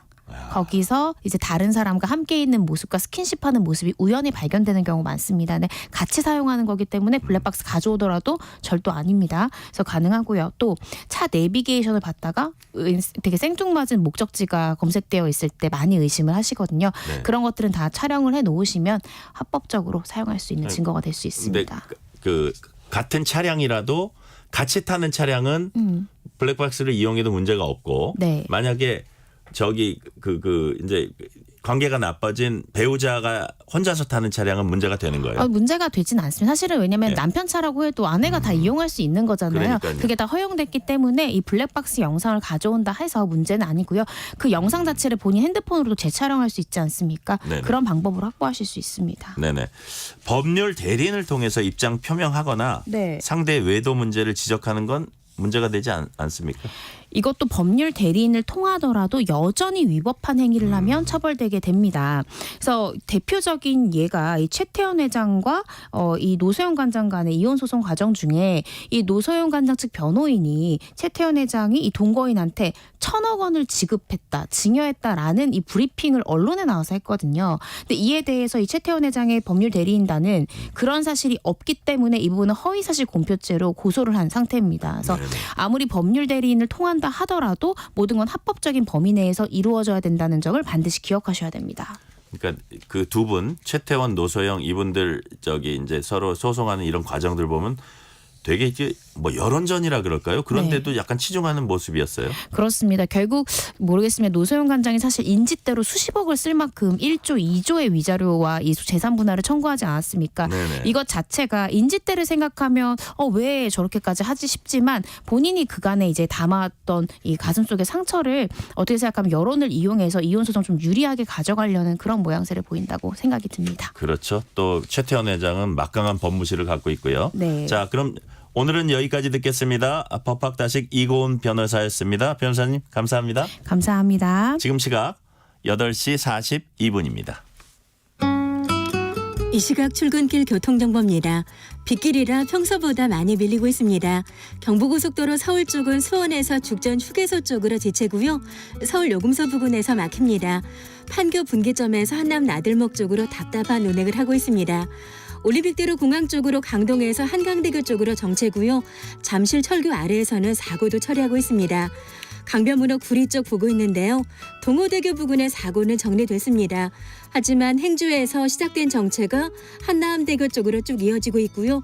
1시간 20분 정도는 예상하셔야겠습니다. 그리고 서울 지하철 4호선을 이용하실 분들입니다. 장애인 단체 시위가 예정돼 있습니다. 열차 운행이 상당 시간 지연될 수 있으니까요. 참고해서 이용하시면 좋겠습니다. KBS 교통정보센터에서 이현입니다.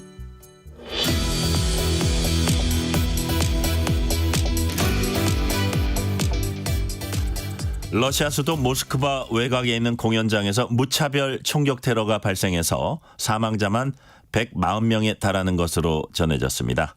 이슬람 극단주의 무장 세력 IS의 아프가니스탄 지부가 자신들의 소행이라고 밝히고 나섰지만 러시아는 테러의 배후에 우크라이나가 있다고 주장하고 있어서 그 파장이 만만치 않을 것으로 보입니다. 박노벽 전 러시아 대사 연결해서 이 문제 짚어봅니다. 대사님 안녕하세요. 네, 안녕하십니까. 대형 공연장 크로커스 시티홀이었습니다. 러시아 수도 모스크바에서 벌어진 대규모 테러 소식에 전 세계가 충격에 빠졌습니다. 과거에도 러시아에서 이 같은 대형 테러 일어난 적이 있었나요? 네. 지금 말씀하신 대로 한 139명에서 40명 이상 그리고 부상자까지 하면 굉장히 대형 테러인데요. 이 1990년대하고 이제 2000년대 특히 이제 러시아가 이제 체첸하고 전쟁을 벌이면서 무자비한 이제 진압을 하다 보니까 여기에 따르는 이제 반발로 테러 사건이 있었는데요. 네네. 2002년도에 그 모스크바의 그 극장가가 장악이 돼서 한 115명이 이제 인질로 잡혔다가 사망이 난 적이 있고 그 다음에 2년 뒤에 그 베슬란이라고 이제 남부에 있는 초등학교에 그 체첸 무장 세력이 들어와서 진압하다가 330명 어린이 포함해서 인질이 사망한 적이 있습니다. 그 이유는 그렇게 많은 그 사망 사례는 없는데요. 2011년에 들어오면서 러시아가 이제 중동 문제, 시리아 등에 이제 개입을 하다 보니까 이슬람 극단 세력들의 이제 표적이 되었어요. 네. 그래서 예를 들어서 그 2017년에 상트피터스버그 지하철에서 테러가 나가지고 한 15명이 사망한 적이 있는데 외국에서는 아마 이집트 출발하는 러시아 비행기가 2015년에 그 표적이 돼가지고 폭발해서 224명 탑승객이 전원 사망한 사례 정도가 있습니다. 네네.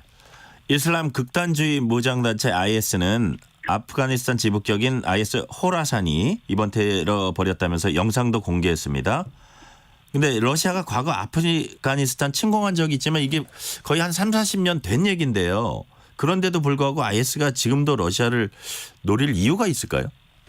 물론입니다. 왜냐하면 이제 푸틴 대통령이나 이제 러시아가 그 2015년부터 그 시리아에 그 공습도 하고 굉장히 그 알레포 도시를 초토하고 뭐 이런 굉장히 광범위한 군사 작전을 했거든요. 그러면서 IS가 그 당시 이제 상당히 괴멸 상태에 이르렀는데 이와 같이 이제 IS는 이제 러시아를 무슬림을 탄압하는 세력, 무슬림을 없애기 위한 십자군 세력이라고 보고 있어요. 네네. 그래서 이번 사고를 통해서 이게 IS 조직에 대한 이제 인지도도 높이고 참여 대원들도 증가시키려고 하고 있다고 합니다. 근데 그 근거지가 아프가니스탄인데 이번에 붙잡힌 용의자들이 왜 주로 타지키스탄 출신일까요? 네, 근거지는 ISK가 아프가니스탄은 맞지만 이란, 뭐 중앙아시아 등 지역별로 또 지부를 가지고 있고요. 특히 이제 타지키스탄인들은 그 중앙아시아인들 중에서 가장 많이 그 ISK에 가담을 했어요. 네. 그래서 이제 시리아 영토에서 지금 활동할 때도 여러 가지 핵심적인 역할을 하고, 왜냐하면 이제 타지키스탄인들이 굉장히 중앙아시아에서 한 300불, 월 300불 정도 소득을 받는 아주 가난한 나라입니다. 네네. 그러다 보니까 이제 러시아의 외국인 노동자로 많이 가 있는데 한 250만. 거기서 이제 주거 여건이나 근무 여건이 열악하니까 이런 이제 범죄 집단에 쉽게 가담할 수 있는 환경에 놓여 있는 거죠. 네네.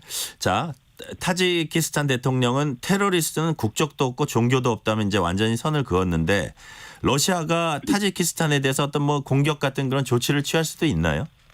그렇기는 어렵고요. 오히려 그 타지키스탄 대통령하고 이제 푸틴 대통령이 일요일 날 이제 정상 통화를 했어요. 네네. 그러면서 지금 말씀하신 대로 이제 용의자하고의 이제 거리를 뒀는데 앞으로 테러 대응 분야에 있어서 이제 정부 간에 이제 협력을 하자 이렇게 합의를 했고요.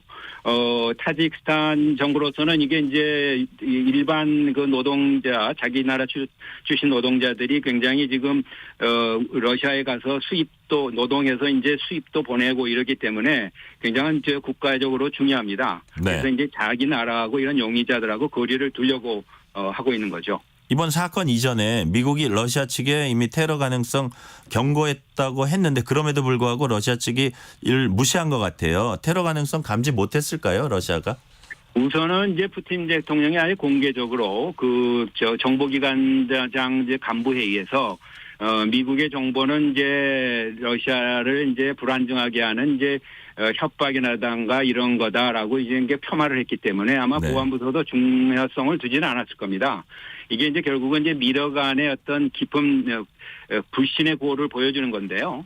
그래서 이제 보안국도 이제 어떤 어떤 정보가 오더라도 모든 시설을 다 볼 수 없었던 한계는 있었을 것 같아요. 네. 그래서 이번 계기로 어쨌든 뭐 국내 통제도 하면서 이런 그 테러 요인들을 미리 이제 예방하기 위한 여러 가지 조치를 강구하는 것 같은데 여기다가 덧붙여서 이제 우크라이나 전쟁에까지 그걸 이제 연결하니까 그게 좀 무리가 있는 것 같습니다. 네.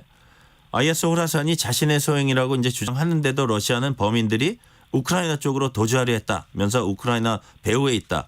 이렇게 우크라이나 배후설을 계속 내는 이유가 뭔가요? 아무래도 이제 정황상 뭐 그런 거는 있는데 이제 증거는 있어야 할 텐데요. 이게 이제 아직도 뭐 그런 이제 전쟁 상태에 있다 보니까 네네. 그런 거 있지 않습니까? 심증적으로 굉장히 상대방이 그 적대적인 걸 알기 때문에 의혹을 이제 갖고 얘기를 하는 것 같아요. 네.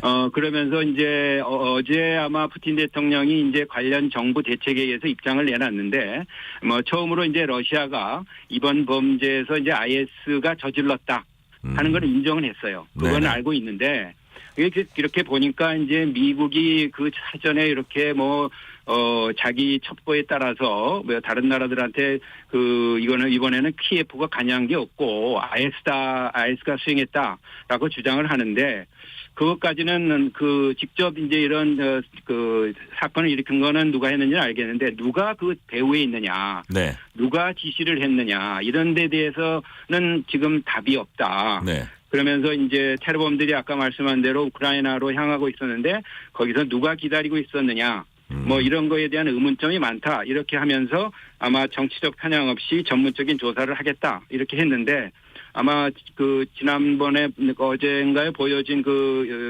용의자들에 대해서 굉장히 많은 고문이 있었던 걸로 보이는 그런 상태라서 앞으로 이제 그 결과를 좀 봐야 할 건데 이거를 결국은 키예프 정권과 연결된 고리가 있다. 뭐 이런 식으로 이제 발언이 있는 거 보면니까 아직도 우크라이나 연루를 해서 어떤 우크라이나 전쟁과 어떤 연결고리를 찾으려는 거 아닌가라는 생각이 좀 들어 보입니다. 러시아가 우크라이나 공세를 강화하는 이게 수단이다. 그래서 심지어는 우크라이나는 러시아 배후설까지 제기하고 있거든요. 그래서 러시아가 어쨌든 이번 일을 계기로 우크라이나 공세는 강화할 것으로 전망이 되죠? 그렇죠. 아무래도 이제 현재 러시아는 무기나 병력 면에서는 이제 우위를 지금 차지하고 있거든요. 그러니까 네네. 이런 러시아가 주도권을 쥐고 있고 또 미국이라든가 이런 쪽에서 이제 지원되고 있으니까 이번 기회에 좀 더 영토를 확장하려는 의도가 있는 것 같아요. 근데 이제 우크라이나도 나름대로 뭐 드론 공격을 해서 해상에서는 뭐 이렇게 좀 흑해 쪽을 곡물 수출하는데 이제 지장이 없도록 하는데 네. 앞으로 이제 유럽연합이라든가 이제 미국이 어떻게 지원을 더 하겠느냐. 근데 유럽연합은 비교적 조금 느리지만은 뭐 군사 지원을 하고 유럽산이 지원을 할 때 유럽에서 만든 거 아니고 제3국에서 만드는 것도 괜찮다. 뭐 이렇게까지 조치를 한 것 같습니다. 네네. 우크라이나 전쟁 벌써 3년째 접어들었는데 방금 조금 말씀은 해주셨지만 앞으로 어떻게 전개될까요? 지금 뭐 휴전이나 평화 교섭이 지금 전혀 기미가 없으니까 네. 아무래도 11월 대선까지는 계속될 수가 있고요. 네. 그렇지만 이제 이번에 테러가 났지 않습니까? 그러니까 네네. 이제 테러 문제도 좀 집중을 해야 하니까 뭐 러시아로서는 이제 어느 정도 이런 안보에 관한 자원을 분산 좀 시켜야 하는 갈림길에 서 있죠. 네네. 근데 우리가 지금 여기서 눈여겨봐야 할 게 IS가 단순히 러시아만 공격할 거 아니고 유럽에서도 많이 공격을 했어요. 그래서 전 세계적으로 그러니까 자기들이 이슬람 국가를 세우는 모든 반대하는 국가나 세력은 이게 자기들이 적으로 보는 겁니다. 그러니까 우리나라 같은 경우에도 이런 대형 이런 행사라든가 이런 데에서도 미리 이제 준비를 잘 철저히 대비를 해서 타산지석으로 삼아야 하지 않을까 하는 좀 생각도 들 정도로 아마 우리가 강대국 간에 지금 미중 경쟁 뭐 이런 데 많이 함몰돼 있잖아요. 그렇죠? 네네. 중동 뭐 하마스 사태 이런 사이에 이 IS 그룹이 이제 그 공간에서 지금 세력을 지금 슬금슬금 넓혀가고 있다. 이런 걸 지금 보여주고 있는 사례라고 하겠습니다. 우리한테도 시사하는 바가 크다 말씀이시고요. 그렇습니다. 우크라이나 전쟁과 별개로 이번 테러가 푸틴에게 어떤 영향 끼칠지도 관심입니다. 지난주 대선에서 90% 가까운 지지율로 연임에 이제 성공을 했는데 곧바로 대형 테러가 발생해서 엄청난 사상자가 발생을 했습니다. 푸틴의 장악력에 변화가 있을까요? 장악력이라든가 이제 이미지 손상을 크게 입었죠. 강력한 러시아를 만들겠다 했는데 수도에서 그것도 평온하고 아주 번영된 지역이 이렇게 이제 완전히 생지역이 돼버렸으니까. 네. 국민들한테 이제 안전을 약속했지만 이게 부실한 걸로 나타나서 상당히 지금 어렵지만은 또 이거를 아마 반전을 시켜가지고. 네네. 아마 이슬람 테러에서도 맞서지만은 또 이제 우크라이나 전쟁에서 어떤 승리라든가 이런 걸로 이제 보상을 이제 하도록 하려고 할 겁니다.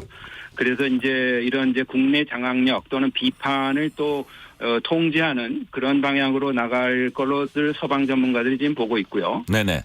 지금 테러 용의자들한테는 이제 사형 제도가 본래는 96년부터 유예가 시켜놨었는데 아마 이걸 이제 부활시키자 뭐 하는 정도로 나오는 거 보니까 앞으로 이제 이주 노동자, 특히 이제 러시아에 한 250만 정도의 그 타직스탄 노동자들이 있거든요.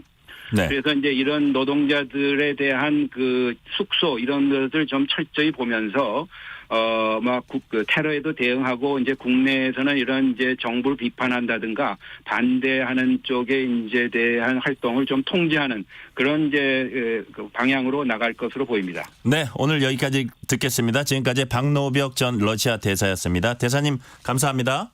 네, 감사합니다. 백악관 탈환을 노리는 억만장자 도널드 트럼프 미 공화당 대선 후보가 웬일인지 빈털터리로 조롱받는 신세가 됐습니다. 선거 모금에서 바이든 대통령에게 크게 밀린 데다가 한 해 우리 돈 600억 원 넘게 법률 비용 쓰느라 빚에 짓눌려 있다고 합니다. 더구나 항소를 위해 2천억 원 넘는 공탁금을 법원에 내야 하고요. 트럼프 전 대통령은 사법 리스크 대응으로 열흘 가까이 유세를 멈췄습니다. 우리나라와 다른 듯하면서도 또 비슷하기도 한 미국 대선입니다. 3월 26일 전종철의 전격시사 여기서 마칩니다. 진행의 전종철 기자입니다. 감사합니다.